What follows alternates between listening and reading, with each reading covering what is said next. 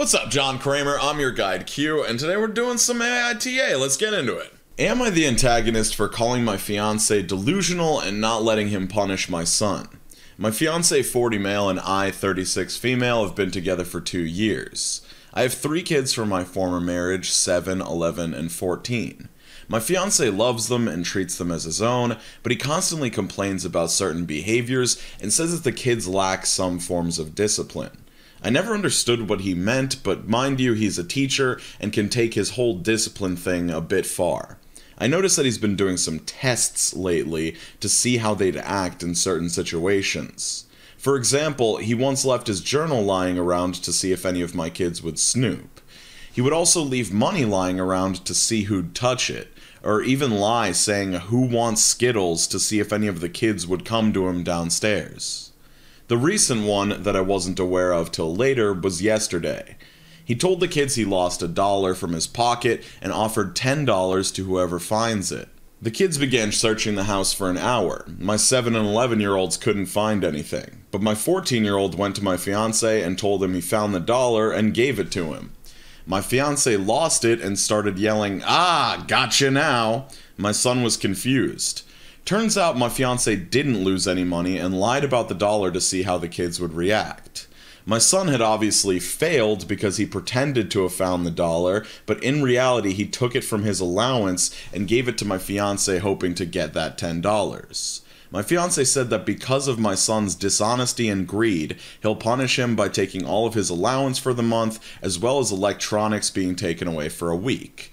I got into an argument with him and called him delusional because those mind games were getting ridiculous, and besides, it's not like my son stole anything from him. He just failed his stupid tests, and kids make mistakes and learn. My fiance still talked about how this is about principles and he's trying to teach my kids to become decent adults, but I thought it's gone too far. I refused to let him punish him, and now he's calling me an enabler and said that this attitude won't be of much help when we get married because it undermines his authority as a parent and enables unacceptable behaviors from my kids. He said, and I quote, "I will not tolerate having greedy and dishonest individuals live under my roof." I feel like it would be really helpful to have more context here to see how, misbehaved these children were under normal circumstances, because I totally know that sometimes one parent can just not discipline at all, and it can get out of hand and get really bad. But this fiance just seems like a total fucking psycho. Like, he's setting up these test scenarios, he's sending kids searching around the house for something that doesn't exist for an hour. I don't get this whole thing of, he said who wants Skittles to see if any of them would come downstairs. What the fuck? What test is that to see if kids want candy? I do not fucking get this. And just this whole thing with the 14-year-old. It's like this kid is literally problem solving of oh, this dude needs $1? Let me just give him one of my dollars and say I found it. Problem solved, no harm, no foul. But of course, since you set up this fucking psychotic scenario where they're searching for non-existent dollars, now he's dishonest and greedy because, I don't fucking know, somehow Reddit found that this woman was the asshole and not her fiance, and I do not understand that logic at all. And let me just establish, I think this would be completely different if the fiance just wanted to discipline the kids when they actually did something wrong. But this sounds like something that would, come up in therapy later. Yeah, when I was 7, my stepdad would set up fake unwinnable scenarios to test our behavioral skills. It's just fucking weird. Alright, this one's kinda interesting. Am I the antagonist for wearing shoes in the house to correct my posture? Recently I found out that I need insoles for my shoes to correct posture and some other stuff, but they said I had to wear my shoes with the insoles everywhere, inside and outside. There's just one problem with this. My mother, yes I live with my parents, gets really pissed when anyone wears shoes in the house. When I found out I need these insoles and started wearing shoes in the house, she got pretty damn mad and has kind of outlawed the correction of my posture. Am I the antagonist for continuing to wear my shoes in the house despite her ban on them? Edit, I do see how I am the asshole. However, do any of you have suggestions of in-house shoes? Also, just to answer some questions and statements, because I've done injuries, I exercise in a pretty sterile environment that's only used by a couple other people and cleaned daily. Because of this, my shoes that I use indoors and to work out are pretty much spotless. I do see how it is disgusting, but my shoes are pretty damn clean. Again, any suggestions? Alright, so I don't know, maybe this is a hot take, but I personally do not think that this person is the asshole. Like, I understand wanting to keep a clean house, a lot of people hate shoes in the house, and I think that's completely valid. But when it comes to somebody's health, and posture is a part of health, like if your posture gets super fucked, it can affect all sorts of different things in your life. So I totally see how it could be reasonable for this person to want to wear the shoes that they were told to wear inside the house. Like, it's not like they're running through the mud and shit, like they just do stuff indoors in these shoes almost exclusively. Alright, this is a dumb situation. Am I the antagonist for attending one niece's college party and not the other? This happened months ago, but we're still arguing over this. I wanted to ask here and see what others think. I have two nieces, Sasha and Nora, who both graduated from high school this year. In my family, we don't throw college parties. The only time someone throws a college party is when they get accepted in a good college.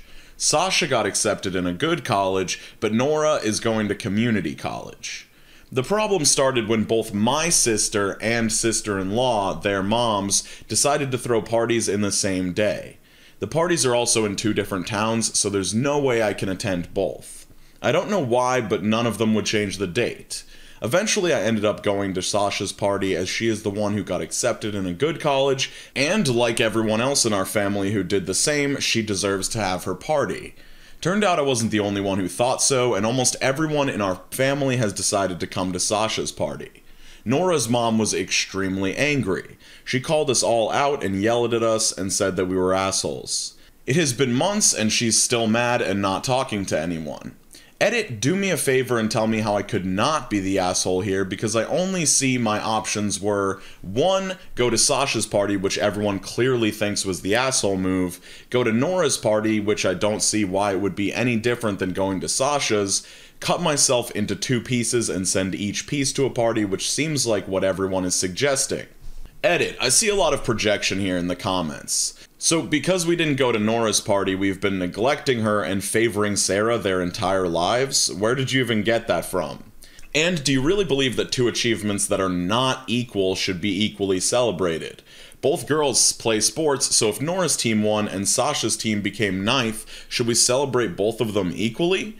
Asking opinion from a bunch of entitled teenagers was a mistake, so I won't be reading the comments anymore. This person's so fucking triggered, and I'm happy about it because they're fucking douchebag. This person, like, first we actually need to talk about how just fucking weird this situation is, because it almost leads me to believe that it didn't happen, because this is all one family, just all the same people that are in a family together, and nobody would reschedule parties to have them not be on the exact same day, knowing that people would be forced to pick between these 2 children in the same family. Like, what? Which, to be fair, does create an unwinnable situation for OP because they have to choose one of them. However, I think the rationale is just bad. They both got into college. Yes, one of them is better than the other in your mind. I actually think that community college is a really pragmatic decision to make, especially for people that are in bad financial situations. But beside that point, I also need to ask people, like, does anybody know this concept of a college party? Like, I feel like everybody that I knew just had graduation parties from graduating from high school, and there was no, like,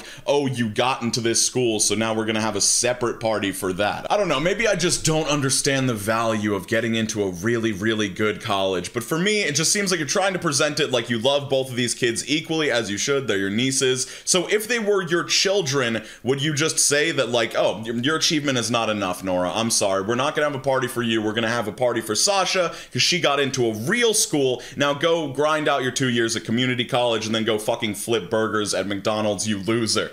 Okay, I got a feeling that this one's gonna split a lot of people, so please give your opinion. Am I the antagonist for wanting to play video games for 30 minutes to an hour every day when I get home from work? So, I, 37 male, work as a service manager for a high-volume dealer. I'm assuming they're talking about a car dealership. I hope it's that and not something else. And I'm out of the house for 12 hours a day. Leave at 6 a.m. and don't get home until 6 p.m., 5 days a week. My wife, 33 female, gets upset when I get home and after eating dinner, want to get a couple rounds of COD in. My wife is a stay-at-home mom with our 18-month-old and thinks it's absolutely criminal that I want to get some decompress time at the end of the day. My daughter is still in the mommy all the time phase, so she prefers to spend more time with my wife than I. Usually when I get home, I will eat dinner, do whatever honey-dos she has for me, and then play for a little. After I'm done, I will join them and spend time with the family, which is usually her watching a movie/show, and I reading the same book to my daughter 10 times, lol. My wife says that even when I'm chilling with them, I spend too much time on my phone. While we're all hanging out, my daughter is asking for my attention. I will stop what I'm doing and do whatever she's asking me to do. Whenever she wants to go back to mommy, I will browse Twitter or Reddit, since I usually have absolutely zero interest in what she's watching. She accuses me of being absent, not present, since I don't focus all of my free time on her and the baby. Also, a side note is that she is currently 20 weeks pregnant. So, am I the asshole? And we've got quite a few edits here. Edit, I get up at 5 a.m. and usually fall asleep by 9:30, 10 p.m. My wife and daughter nap through the day, so when I'm sleeping, they're usually awake for another hour or two. Edit, edit. It has been confirmed that I am indeed the asshole. Edit, edit. It has been confirmed that I am indeed the asshole. Thanks for all the constructive suggestions, y'all. Time to work on adjusting my mindset. Edit, edit, edit. Although I do see how I can improve, it seems like some more background is needed on my home and work situation. I literally took this job and all that came with it because my wife decided she wanted to be a stay-at-home mom. The original plan was for her to go back to work after our daughter was born, but during her maternity leave, she decided that she would rather stay home until our baby was school age. During that time, she also decided she wanted to have another baby. I've done everything to try to accommodate her wishes. I took the job, dropped my jujitsu and gym time since I don't have time to go anymore, and really only have one hobby that I can do from home. My wife and I's childhoods were similar, raised by single mothers in a low-income neighborhood in LA. Now, since we have a nice home in a very nice part of a beautiful city, I've struggled and grinded on my own since I was 17, and I'm awfully proud of the life I've managed to build. My wife has always hated gaming, even before the babies. But it's always been a hobby of mine since I was a kid. I didn't have a whole lot growing up, but I had a Nintendo, and instead of jacking around on the street, I would come home and play that to stay out of trouble. The people of this subreddit are absolutely merciless. I've received messages on how I'm disgusting, or a piece of trash, or should go to hell. That's insane. My wife picks our 2 family destination vacations every year, and on the weekends we're spending time visiting her family or going camping. Can I be more attentive? Definitely. Is our marriage/life in absolute shambles? No. I will always be willing to learn and evolve as a person. I've wanted to be a father since I can remember, and will always try to be the best one I can. But I'm still human and still flawed. And when I was looking through the comments on this thread, it seemed like a lot of people were like bringing up the fact that like, yo, being a mom is like a 24-hour job and it's really difficult and she might want some time to not have to be a mom at the end of the day. But this guy also works 12 hours a day, 5 days a week, and his wife chose to be a stay-at-home mom. Like, I understand this is a difficult scenario. Everybody in this situation needs a fucking break from what's happening, but I really do not think it's unreasonable for this guy to want to play an hour or a half hour of video games at the end of the day. And don't get me wrong, it is absolutely valid for this mom to want a break from being a mom at the end of the day, but it's also not like this guy is just bullshitting around all day doing nothing. Like, it's also a lot of pressure to have the full financial well-being of the family on your back, and I feel like, I don't know, people should just be entitled to being able to decompress for an hour or so and have some alone time for their mental health or whatever. On top, I've got some absolutely insane Reddit relationship posts, and on the bottom, I've got me reviewing a bunch of 15-second horror movies, both good stuff. Channel members on the left. Hope everybody's doing super well, skating on to the best of your abilities, and drinking a lot of water. Stay hydrated, keep it real. Peace out, Cub Scouts.